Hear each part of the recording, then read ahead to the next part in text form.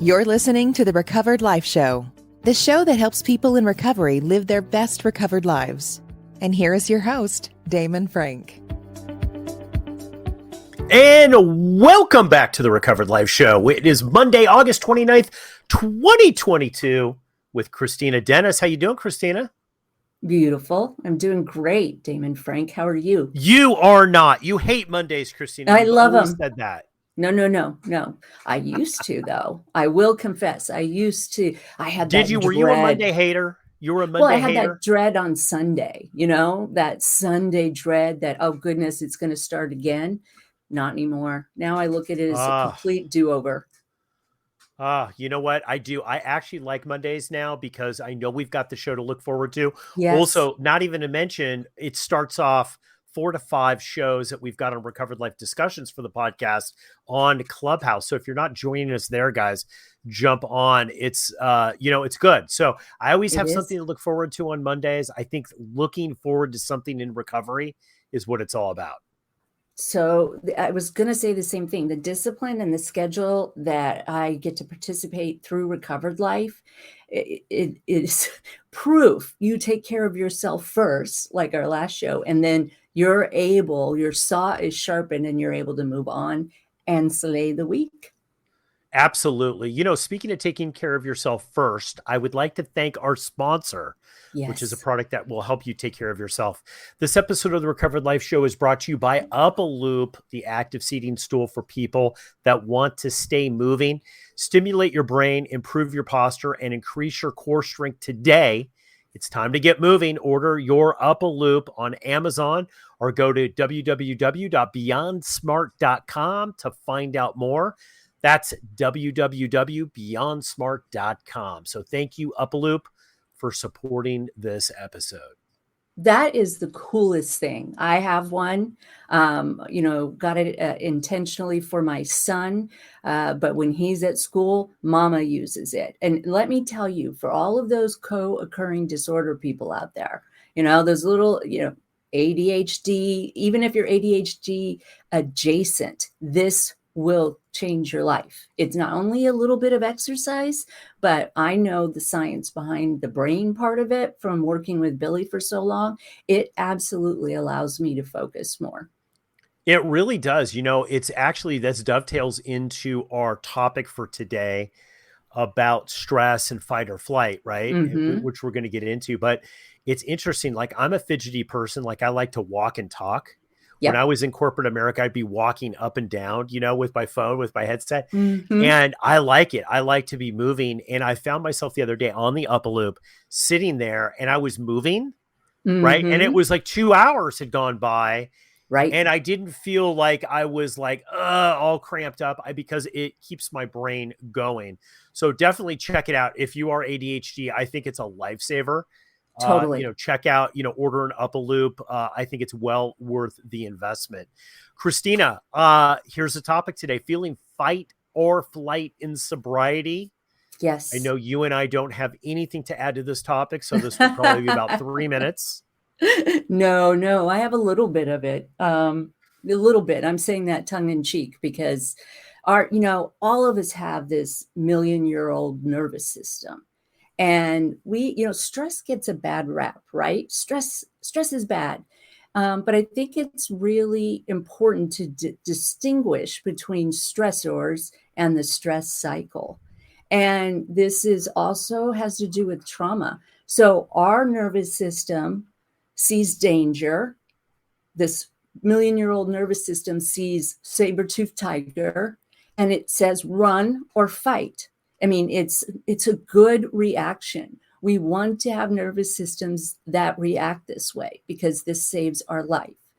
However, if we have been in the freeze mode, which I know we'll talk about at a later date, we're children and we have emotionally immature parents, we have fight or flight kind of reactions that are supersized because of the vigilance we had to have.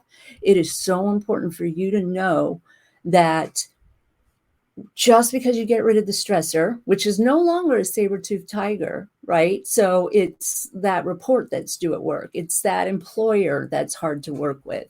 It's, stuff with your children that we're not going to be able to get rid of those stressors, but we can get rid of the feeling, the feeling of fight or flight. And that is the dangerous stress. It's the accumulative stress from fight or flight that kills us, that makes us sick. Well, yeah. I think we're talking about a couple of things here. We're talking about what's actually going on, what's really going on, and then our reaction to what's really going on, right? Yes. All these three things are happening. And I think in recovery, look, you and I are not doctors. We're not telling people that they have trauma. We're not telling people that, if you do, that's been my experience, right? And you can go to a professional and get diagnosed for that. But living in sobriety, the day-to-day is what Kristina and I have a lot of, right? And the reality is fight or flight is very dangerous. I had fight or flight for, I'm going to say, Kristina, first 15 years of my recovery. I'm going to be honest with you. I don't have it anymore. If I have it, it's very, very rare. But I will tell you, it was hard fought for me to get rid of that. And I was excited to do this episode because I think a lot of people in recovery have this, right? And they think they're doing something wrong, and diving into this topic of what you said, there's what's going on, then this reaction of what's going on. For me, I will tell you, there were different components of this. A lot of people just said, hey, you're a stressed out person. Just let it go. Just let it go. It's going to be fine. Blah, blah. That didn't really work for me. No, it doesn't work, because once you've had that physiological response, and I believe what you're saying, and please correct me if I'm wrong, is that yours was on high alert. When you say I had it for 15 years, it was out of perspective. It was out of portion compared to other things in your life. I had fight or flight. I had fight or flight, Kristina, in such a big way, so much so that I had actually physically things happen to me where I would fall down onto the ground, right? Like I had really bad anxiety that led to this fight or flight feeling and I'll tell you, I was the opposite of the person who thought that they would have that. I was a high performing, one of these jobs where everything's riding on it. You'd call me in, right? Like that on the outside, people did not see that. But on the inside, I was constantly, my nervous system was being rebooted by fight or flight feelings. And I'll tell you, it is a horrible situation. And I know we're going to dive into how each of us kind of got out of that fight or flight situation. Describe yours, Kristina. Like, what did it feel like when you had fight or flight? Well, I mean, as I said before, it's a natural response. But the effort of shoving it down rather than completing the cycle was killing me. I mean, I'm not even kidding. It was totally killing me. I was doing everything I could for my special needs son, and of course, doing the charity work and the 501(c)(3)s that I ran, and clinic work, and a full-time job. That when I had a physical, my blood sugar was at 35, which means I should have been seizuring, right? When we have fight or flight, it takes away all the energy that needs to go to our digestive system, to our immune system. I was sick all the time. I mean, it was that dangerous. And, the doctor stared at me with my numbers and said, this is not okay. You have to change some of the things that are happening in your life. So it's a miserable place. That's what I believe anxiety is unprocessed stress and unprocessed trauma. And, in order to just operate in a day, I had to make some serious changes in my schedule. Yeah. Well, I think there's so many things that are going on with this. And I think, when we talk about anxiety as coaches, we're talking, we're trying to say, listen, there's the physical side of this, right? So there is the physicality. Like I believe that some people are wired hot. I was one of those people that was just wired hot. Like I was prone to physical anxiety, right? And then there's the mental game. There's kind of what we're thinking and feeling that is going on. And then there's how your coping mechanisms, how you deal with that. So like I took all three of those on separately. I think for some people, a actual being treated for the physical thing that's going on, is essential. I think it helps for some people, because what I think it allows people to do is it allows people to actually have a break for a second, right? Yes. Just a Yes. break for long enough to be able to say, hey, you know what? I can now use the tools that I'm learning in recovery in which to be able to kind of stop this fight or flight. But sometimes I think physically people have a hard time even getting there because their body just kicks in on autopilot. It is. It's so worn out. Your nervous system, your autonomic nervous system that controls fight or flight is so worn out that you no longer have that threshold where you can remember that it isn't a saber-toothed tiger, that you will be okay. I think it's really important for those type of people, and I was one of those people, to seek medical assistance and look at things that could help you in your life. It was impossible for me to do something about my son's physical illness. I couldn't do anything more than I was doing. So I needed a little extra help, and I took it. I learned how to sleep more deeply. I learned how to, share my burden. I learned how to ask for help. It was hard, right? To hand over something that I felt like I was the reason why I was keeping him alive. But I totally agree with you. Sometimes we show up in recovery and we are just, like you said, hot wired, and we need to have those physical breaks. Yeah. Now we're going to talk about, when we come back from the break, after you've dealt with that physical side, right? And you realize that, like, is there something going on with you physically that a doctor, somebody who's really qualified that you can sit down and talk to, and, find out if there's any kind of physical intervention that needs to take place, right? What you do after that, on the emotional and sobriety side, we're going to jump into some tips and tricks that Kristina and I have learned. Hard fought, by the way, hard fought. We've learned these the hard way, about the things that you can do in your recovery if you're dealing with fight or flight. So hold tight. We're going to be back right after this quick break. If you are newly sober, trying to get sober, or you've been sober for decades and are looking to take your sobriety to the next level, the Recovery Breakthrough 6-week transformation concierge coaching program might be right for you. Have Damon Frank and Kristina Dennis build a custom roadmap to get you on the path to getting what you really need. Receive hands-on concierge coaching and stay focused and productive with our daily check-ins. If you're ready to experience your recovery breakthrough and start the journey towards the transformation you deserve, book a free get-to-know-you call today and find out what is possible in your recovery. To find out more about Recovery Breakthrough and to book your free call, go to recoveredlife.us. That's recoveredlife.us.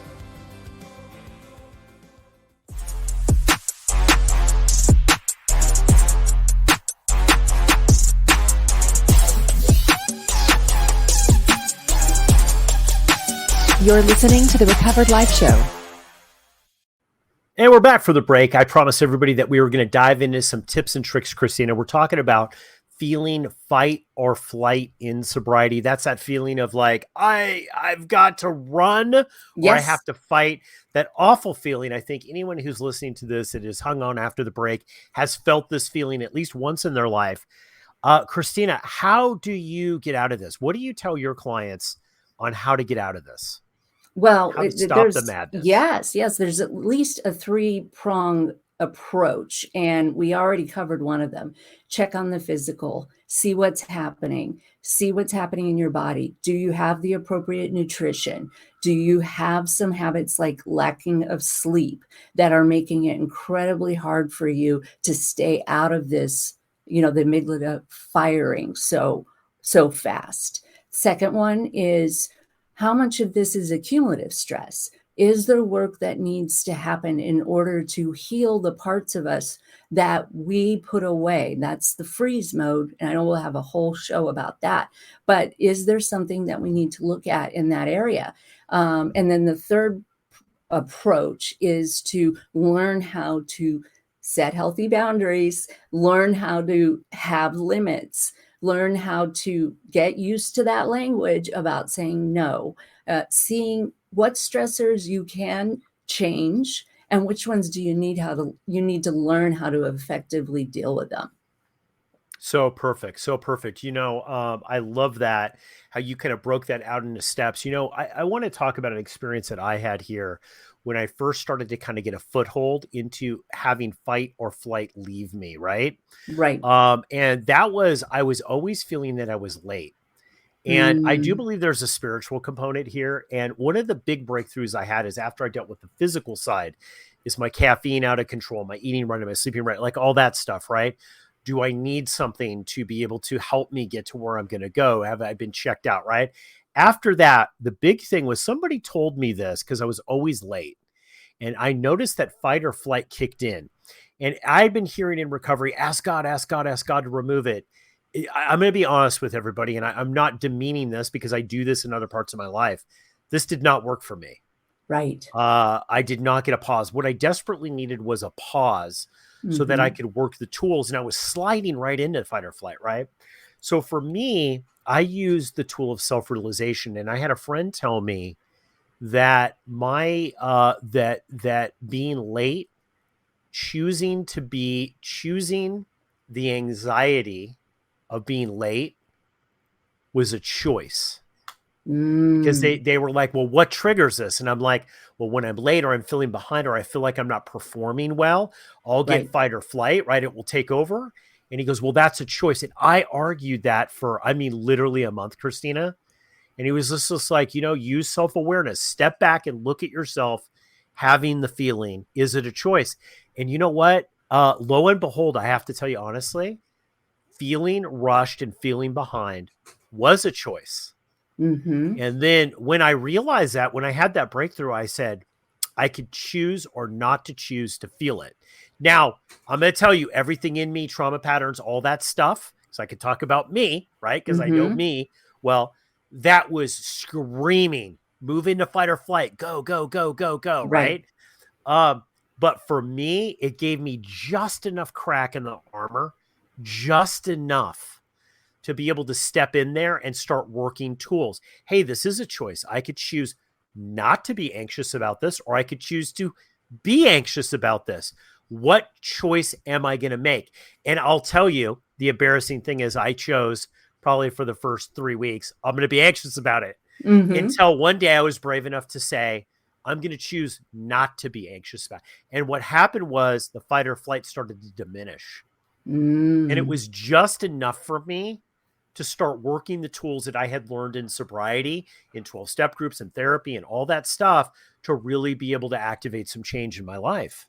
Wow, I love that. And of course, anxiety can be a state or a trait in somebody, right? And it sounds like you were in the state phase of it. It was part of your entire life. And what you Yes, shared reminds me of learning the difference between reacting and responding.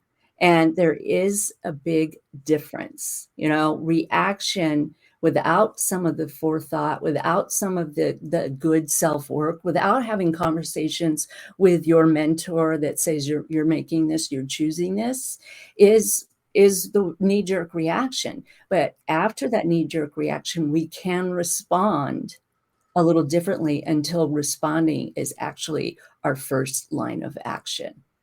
absolutely. Me personally, I'm just going to tell you, this show is more about Kristina. We talk about coaching, we talk about some of the situations, but really this show is really, these shows are Mhm. specifically about our experience, Right. because people come to us specifically for coaching because of our experience. When you're sober for several decades, you're going to learn a couple things about what works and what doesn't work the So true. hard way. And I'll tell you, I've learned a lot of things the hard way. But one of the things that got to me was, I'm going to say it was a 5 to 6 year journey. I would not consider myself an anxious person anymore. And Good. I can sometimes be a hyperactive person. I can sometimes be excitable, right? It's part of my personality, but I don't consider myself anxious. And I will tell you that a good 10 to 15 year stretches. Every day I woke up and every day I had anxiety almost. I mean, I could count on a number of it, right? And that's not a way to live. And, when I'm working with people now, I'm saying, you know what? Let's get to this sooner rather than later, because you don't want to have that experience. Because I'll tell you, it eroded my life. It eroded joy. Because when you don't treat it, what happens is it will get to a place where it will start to take over your life. And I will tell you, I went on a 5-year journey, and my whole 5-year journey was about letting go. And this does have to do with trauma patterns, right? Is letting go of it, is to say, I'm feeling fight or flight. I'm going to make a choice here. I can't do anything about this past stuff. I can't do anything about the future stuff. I'm going to let go, and I'm just going to try. I'm going to fall, like literally, you see this on TV where people fall and people catch you. Yes. Whether I'm catched or not, whether God intervenes or not, I am just going to fall into the abyss and let go of this. And it took me 5 years, step by step, little grain of sand by little grain of sand. And I woke up one day, not an anxious person anymore. Right. You trained your mind, your brain, to receive the information and go to the next set of neural pathways, because this first one has so much practice, right? So our brains are lazy. They like to do the same things that they've always done. If you're in fight or flight, the brain is fired up with an 8-lane highway to negativity, and to choose to take the other road of acceptance and, activities that we can do to take care of. Yeah, I think, one of the things, Kristina, and we apologize, guys, we've been having a little bit of technical issues on the show today with some internet stuff. So we do apologize. But as Kristina comes back here, what I want to say is just to chime in on that is what you're saying is this NLP, this neuro-logistic programming. I've been a big fan of NLP, Kristina. I know you are too as well. We have a whole show, Recovered Life Discussion, on rewiring your brain. Talk to us a little bit about that, because I want to hear your thoughts on how you've used these kind of, I'm just going to call them NLP techniques, right, to rewire your normal gut instinct response to stuff. Well, I mean, it absolutely is the idea of being flexible. Byron Katie has that wonderful 4-set question: is it true? And it's the idea of staying and within this flexibility and training my brain to look for other options and other interpretations of what is happening to me, and to remind myself that was then, this is now, and in this very moment, I am okay. Thank you for sharing, but no thank you. I'm still driving the car. So great. So great. Kristina, I think that was a huge early breakthrough. I call this in coaching right here, right now. That's the technique I have. Right here, right now, I have a place to sleep. Right here, right now, I've eaten. Right here, right now, I have people that love me in my life. Right here, right now, I'm safe. Yes. Right here, right now, I have more than enough.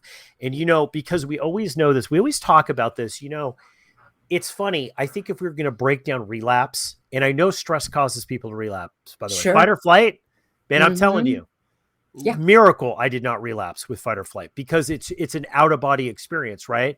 But I will tell you, so much of staying sober long-term is being in the here and now. Look, I've never heard anybody relapse that says that they were in the present moment. Yes. They were always in the past. Yes. In a resentment. I'm so mad at that person. Why did they do that? Why isn't my life the way it's supposed to be? Or they were future tripping. I'm never going to get there. I'm going to be broke. I'm going to be homeless. I'm going to be this, right? So they're in the past or the present, not the future. And we know that in the here and now, we're safe for the most part, right? And I use this right here, right now, right? It's so powerful. And people look past, and I understand it, Kristina. I was one of those people. It's like, seriously? You're going to tell me something as simple as right here, right now is going to work. Yes. You are smoking crack. You are not sober. You're saying, like, I was that guy. But it's true. Right here, right now is where the miracle happens.